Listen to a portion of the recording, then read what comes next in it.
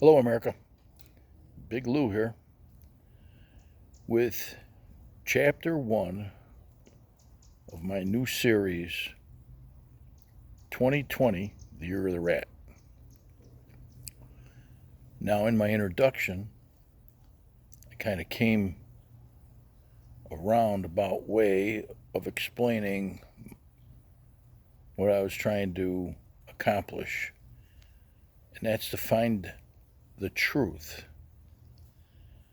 And in particular, in this case, understanding the symbolism behind 2020 being the year of the rat, the truth that I'm seeking specifically is who's the rat? Well, we don't really know who the rat is quite yet. So we need to do a little investigating.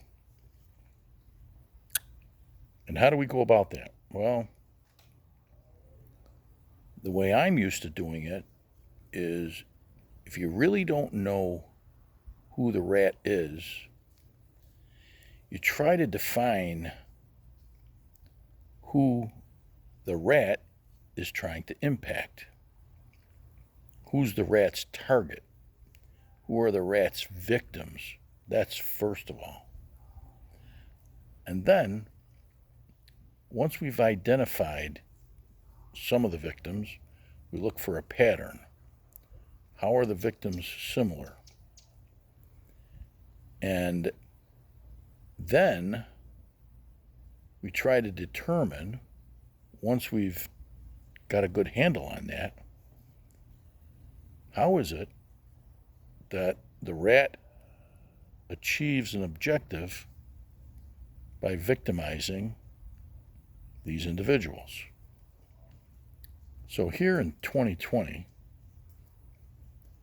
specifically with regards to the coronavirus, which has been my focus in this series, is who are the victims of this coronavirus? Well, that is a pretty broad spectrum of individuals.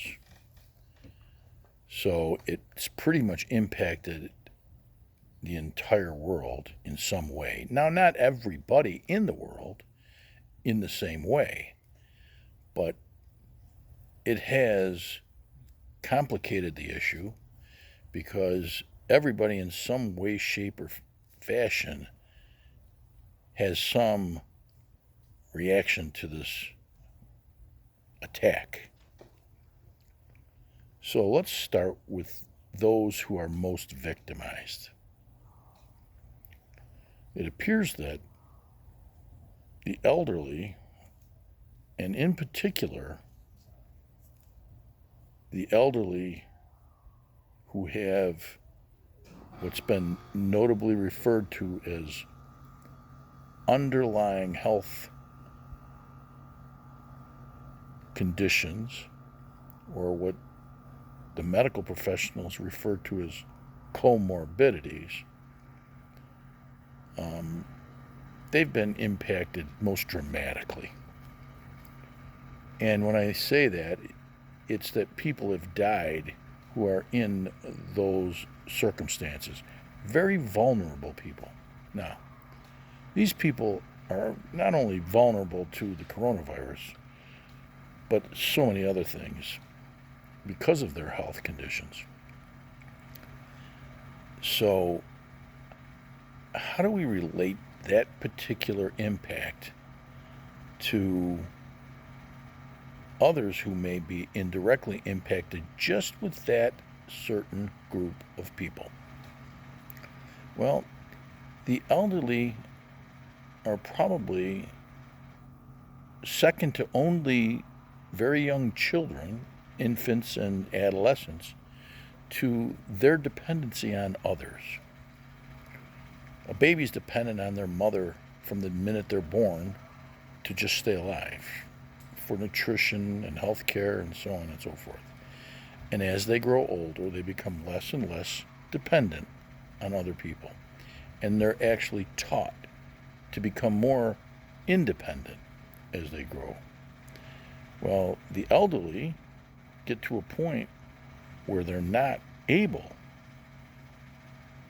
to completely live independently and over time become more and more dependent on others for their existence. Well, and that goes for people who are ill or health compromised as well, and they don't necessarily have to be elderly. So in this particular case, when the elderly become victimized, it also impacts those people who are responsible for caring for the elderly. Okay, so that's pretty simple. Pretty much touches everybody who is vulnerable and then those who care for the vulnerable. Now, specifically, it seems that the numbers point to more people being impacted in developed nations than underdeveloped nations. Developed societies versus underdeveloped societies. And the United States, our country, America, has been impacted a great deal, more so on those caretakers of the vulnerable than the vulnerable themselves.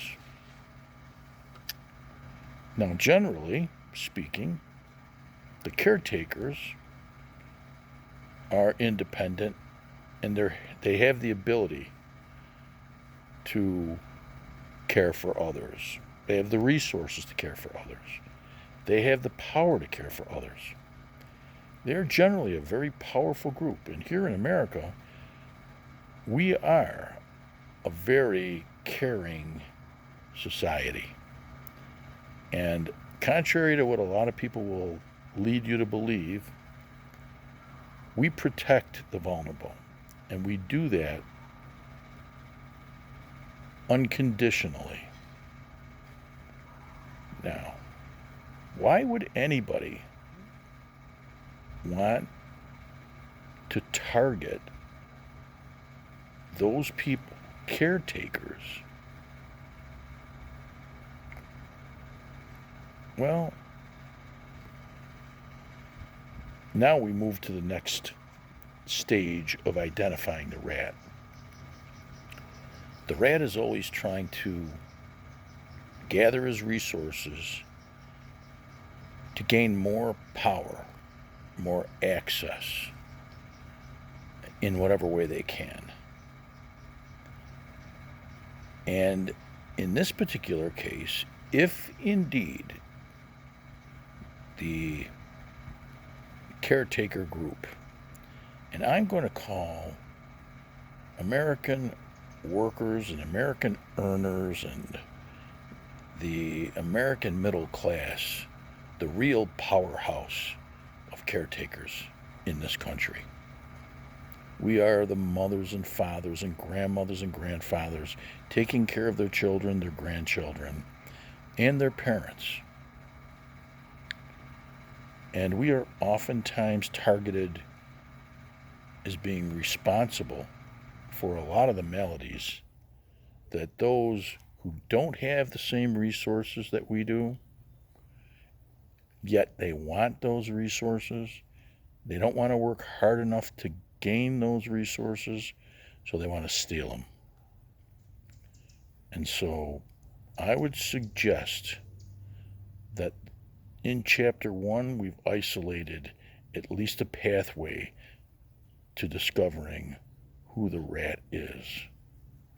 They want to bring down the strongest element of the developed world's strength so that they can take over control of their resources, which they earned. So it's those who haven't earned wanting to take over the resources from those that earned it. That's the end of chapter 1.